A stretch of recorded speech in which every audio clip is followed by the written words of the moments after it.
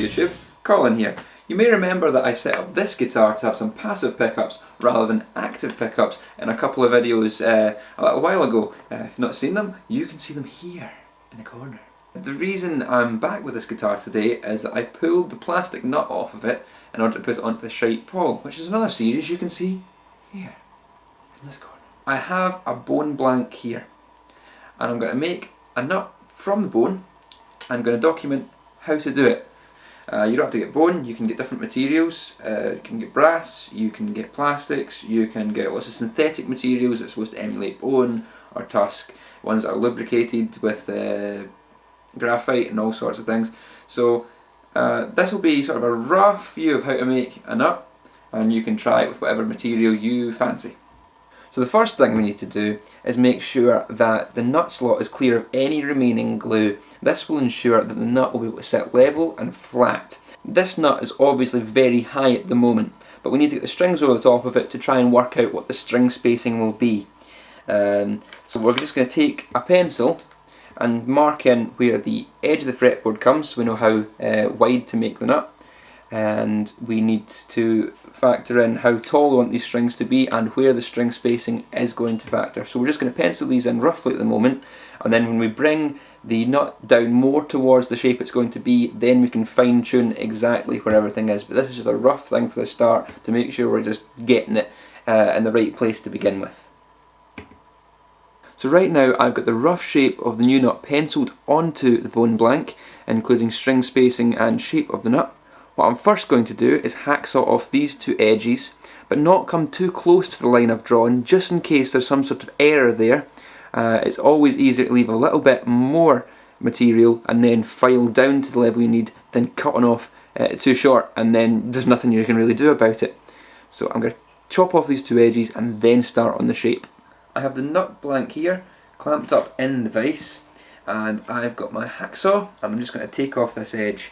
I've got a bucket under here to collect any of the dust that's falling, so I'm not getting that all over the place, and there will be a lot of dust in this process.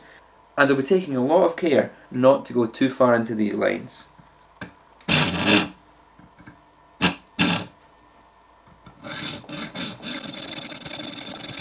After having removed the sides, what I've started doing is taking the level down from the top down to the shape of the curve.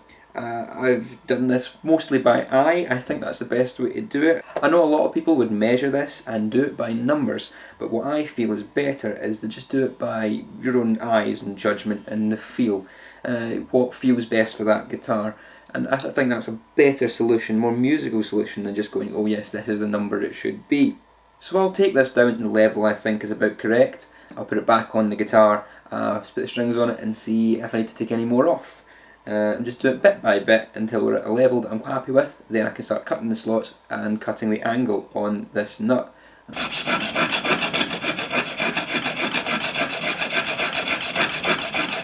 Although the nut is still a tad higher than it's going to be finally, it's getting close to the height it needs to be. So at this point I've got it back on the guitar and got the strings on it to try and judge out what the string spacing is going to be for reals. So I've sort of penciled in where I think the strings should be.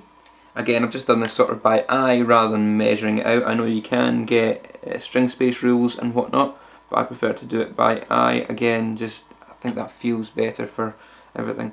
So I think I've got the spacing just about where I want it. So I'm going to put notches in all these places to hold the strings in place, because right now they're sliding off, and then we'll see for certain. So just a small indent with a needle file like this should hold the string in place, just so you can see where it needs to be and any adjustments that need made.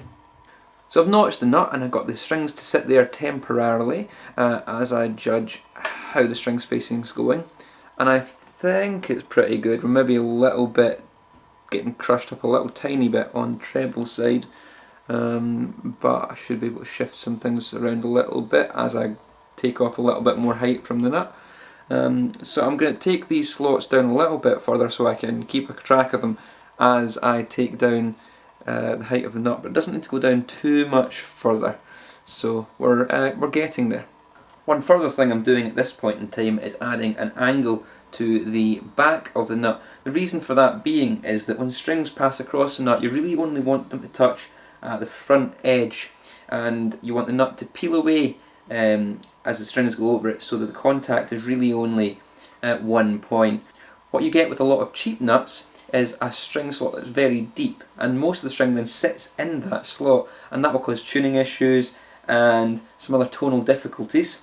So what you really want is the strings to only be halfway into the slot. You want half the string to be sitting proud of the nut slot, and you want as minimal string touching the nut as possible, only on the front line here. So as we go further back on the nut, we want to angle the file to take an angle down on the nut here, and I'll show you a close-up in a second. So here you can see the bone nut with the radius to match the fretboard radius, and you'll also be able to see how it slants as it comes down towards the back of the nut, so that the strings are really only sitting on the front and then come away to the headstock, and the nut relieves them from there.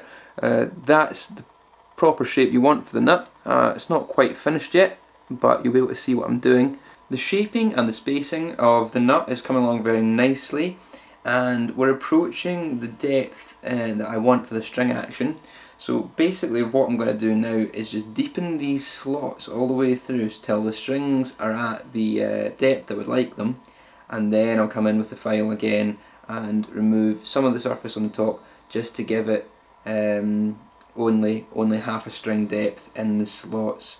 Do this while keeping the nut on the guitar so that I can constantly check with the strings, because I'll be on and off with the strings every few strokes just to see how I'm doing, so that I don't go too far.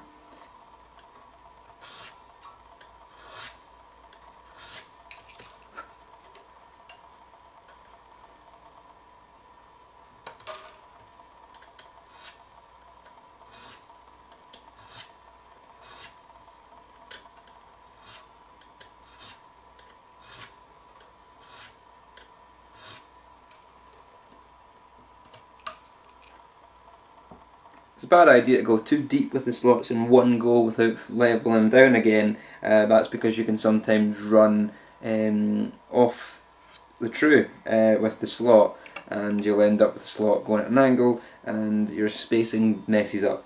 So it's important to get relatively deep slot, maybe it's about half the string, and then if it's still too high, bring it down and try again, and you'll still have a little bit of your slot to go on.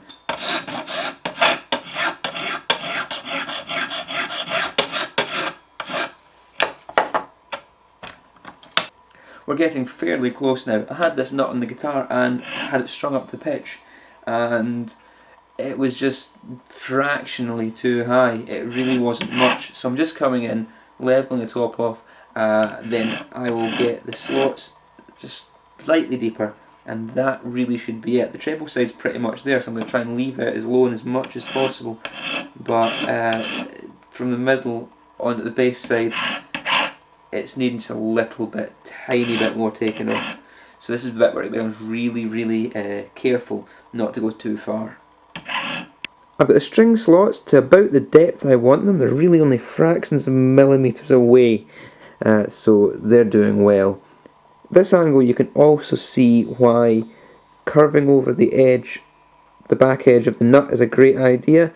The strings just sit in the front section here, and then the nut just decays away, and the strings have the freedom to then go up to the tuning posts.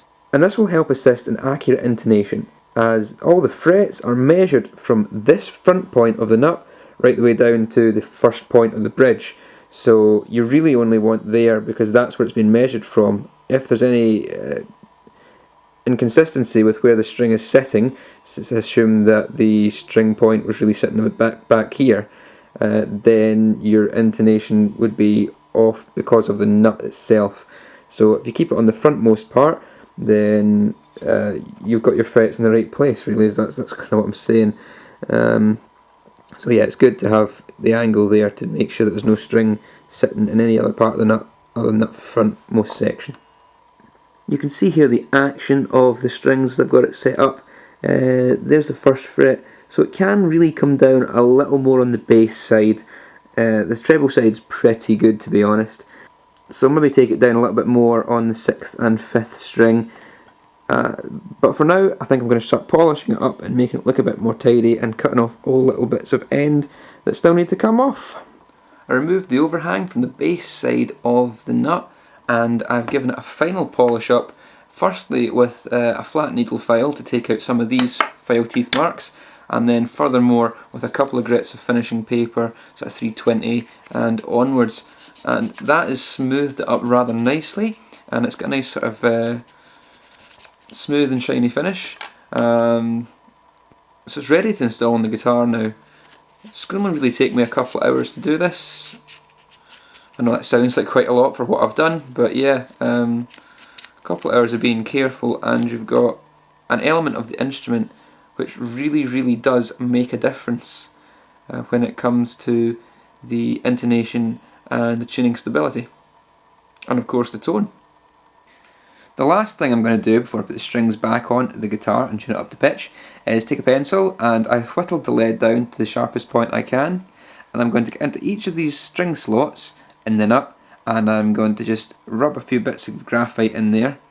The reason being that graphite is very slippery and means that when a string changes its tension, its pitch, when it's been bent or whatever, it will slide and then slide back, as opposed to sliding and getting stuck and then putting the string out of tune.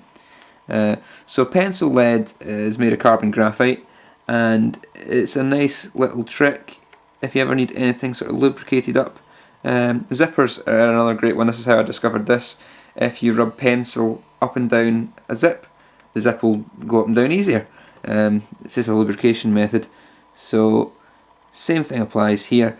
We're going to put in some carbon graphite into the slots, and hopefully that'll let the strings slip back and forward when the tension changes, and they won't go out of tune so badly. That's the slots all carboned up, and we can get this strings on and up to tune.